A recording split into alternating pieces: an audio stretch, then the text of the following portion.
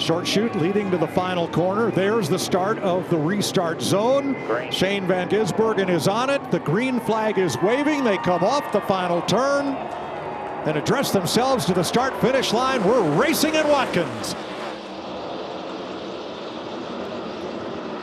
Oh, you see some tire smoke right there out of Ross Chastain's car. Gets that car fit into that gap right there down on the bottom of the corner, and everybody pretty calm right here on this first start, Clint. And then as you come up through the S, is very narrow. You want to get things sorted out pretty quick. You're door to door, like you see Blaney. I don't know who that was on the inside, but that's an opportunity for somebody coming behind you to pounce on you guys. 175 miles an hour at the end of this back straight before you dive into the bus stop chicane. Yeah, and it's so difficult to be side by side. You have to get it worked out or give a whole lot of room. And what that does, you see a couple cars dancing all over the place right there. It's like the 7 car of Daniel Suarez. You can run on the outside in this carousel, but man, it is tough to go through that bus stop side by side. Ross Chastain dives to the inside at turn 1 and holds that line into 2. Getting tight with half. Look how narrow it is up through the S. Is asking a lot out of these cars. Very narrow racing quarters, and now you are flat to the floor and flying through there. Connor Zilic right with them. He's already got 1 checkered flag this weekend. Now it's a game of chicken getting into the bus stop. It really is. And you see Zilic keep that car up on the outside. Now he's going to get aggressive. 14 laps complete, 6 to go in stage 1. Shane Van Gisbergen 5 seconds up on Michael McDowell. He is 8 ahead of Connor Zilic and 11 ahead of Ross Chastain. And this beautiful undulating road race course is beginning to take on a new color, kind of a dappled black marbles. Well, we're starting to see some tire fall off too to match that, and this is where it's coming from. Starting to cheese grade these tires off. A lot of marbles on the racetrack. Starting to hear and see lap time fall off, Kevin. It's a track position game. There's no question. You're setting yourself up. You play these races in reverse, but when you're have the speed of that 97 car, he gives you the availability to do a little bit bigger playbook. 16 of the 38 starters did not come to pit road. Most of the field did. Guys, speaking of stage points, Chase Elliott stayed out to score stage points. He's not going to score them. He's sitting there running 11th, and now he's going to be deep in the field because he'll have to pit at the end of the stage. Ross Chastain earns his 3rd stage win of the season. And we are back to green for stage 2. Yeah, you see how late that SVG takes off in that restart zone. He did that on the start as well, and the leader has that option anywhere in that whole box.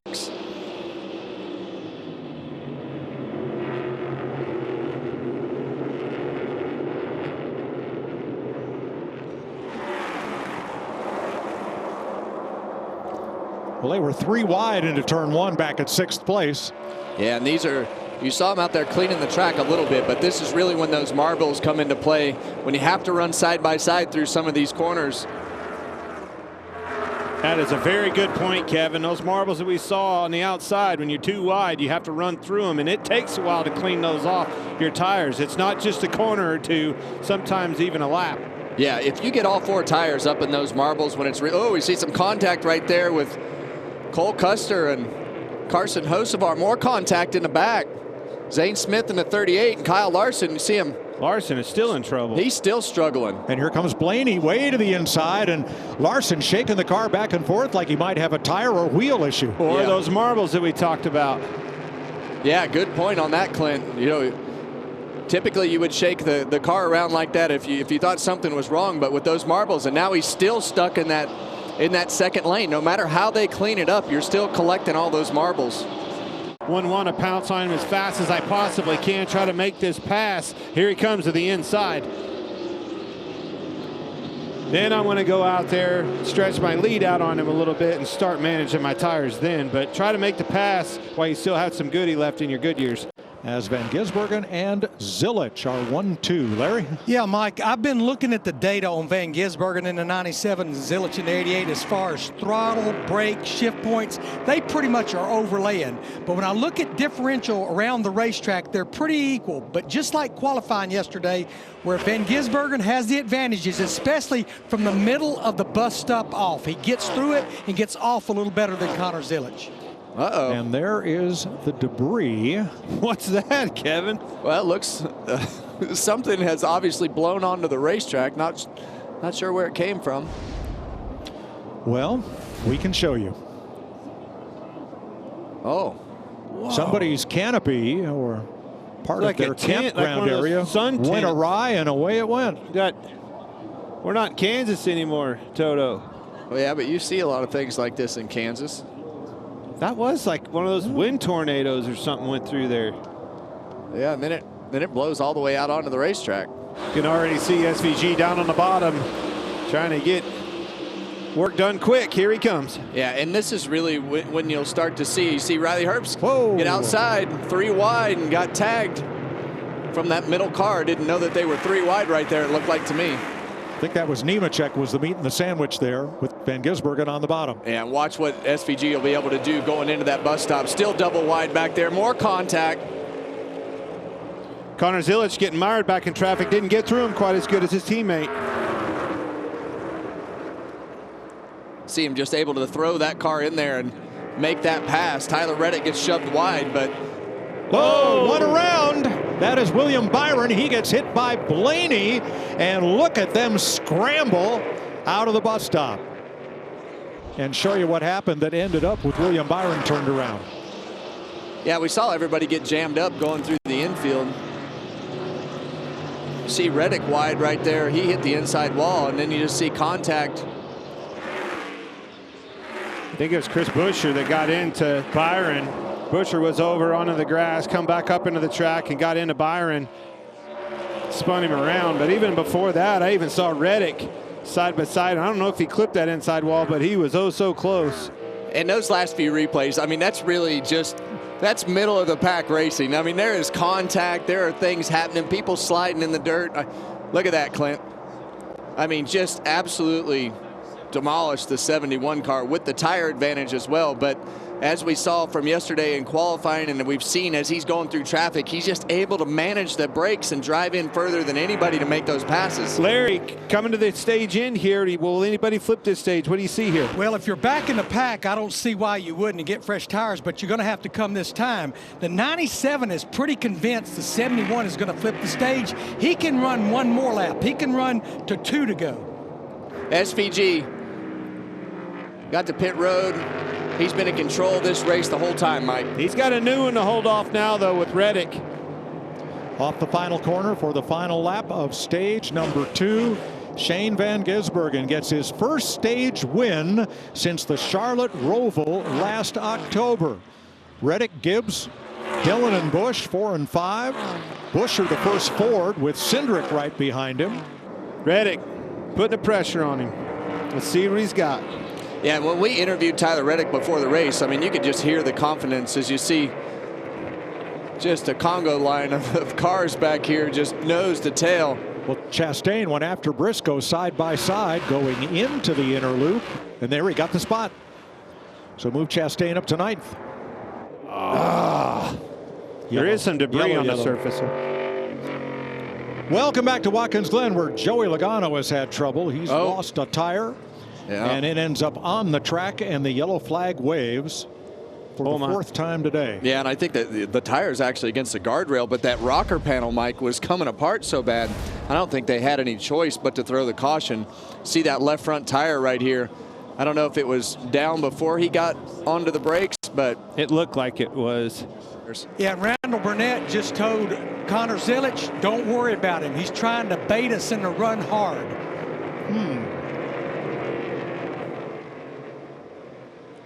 Yeah, I mean, obviously they're pitting. If a caution comes out, it'll help that scenario. But if you're Gibbs, Connor Zilich, and those other guys, you heard 3-car, save fuel.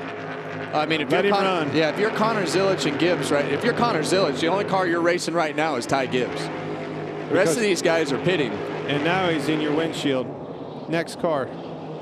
Those are the two cars that stopped at lap 61, or the first of the two cars that stopped then.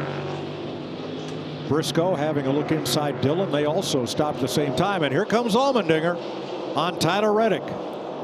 Down to turn 2 and makes the pass.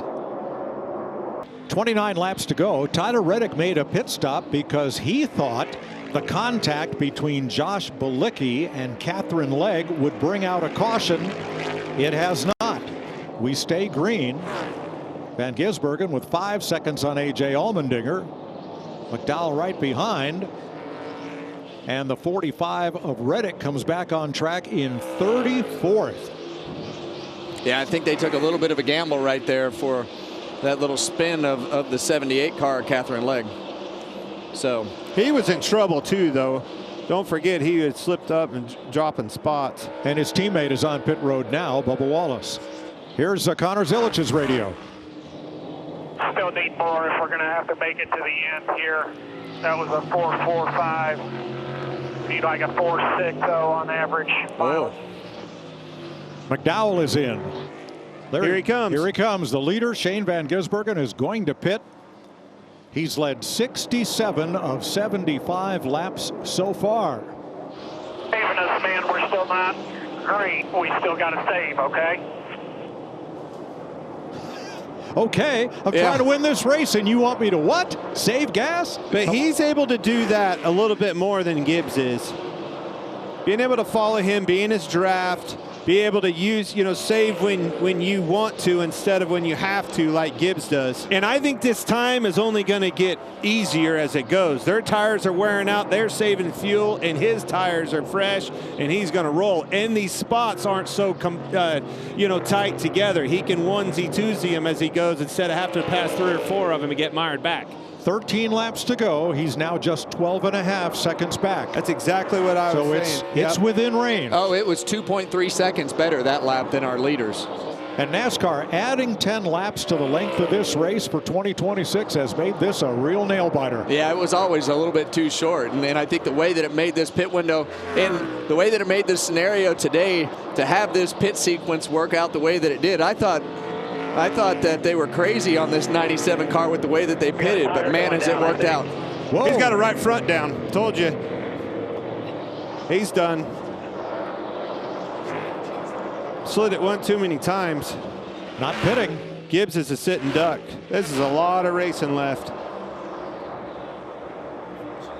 Wow. What a performance. Coming to 8 laps to go, and Shane Van Gisbergen on a completely different strategy is now once again within sight of the lead. He and Michael McDowell on the same strategy. McDowell back up to 6th, having a real good day. Yeah, and he's going to be leading going into the bus stop, I believe. That's how soon this is going to happen. Yeah, well, he's going to be the leader here in a couple seconds. See Ty Gibbs get loose right there off of turn 4, and SVG is going to go right on by. And if you're that 54 car right now, you just let him go and really go into heavy save mode. Guys, we ran some more math. When Van Gisbergen got back up to speed, in 17 laps, he made up 29 seconds. Wow. White flag. Mercy flag for the rest of this field. 1 lap to go, sponsored by Credit One Bank, as Shane Van Gisbergen and his team have put on a clinic in how to attack a road race course. Kevin in the pre-race, Chris Myers asked us if he could make the playoffs. And you look over here and the job that he's done today, guess what position he's in? 16th. He's in the playoffs. And that's really what they needed to do today. And we felt like this was a do or die day for Trackhouse Racing in either the 97 or the 88. You see the experience of his crew chief, Steve Duran, and Shane Van Gisbergen, and they're going to capitalize on what they should have today. And we still have 2 more road courses before the regular season ends. Well, he came in here 19th in points, 27 points below the cut line. And it looks like he will leave here in 16th, 6 points above the 17th place car. Down by almost 30 seconds. He's going to win by easy. Unbelievable. Checkered flag. Shane Van Gisbergen is the master of NASCAR road racing. Josh Berry off at turn 1 on his final lap. He and Hocevar got together. 7th career win. And he's the 7th driver to win this season. Hi folks, Lee Diffie from NBC Sports here. If you enjoyed what you just watched, well, you can get a whole lot more. Yes, it's time to bring the action and subscribe to the Motorsports on NBC YouTube channel. You get all the news, highlights, reviews, the whole lot. So go for it.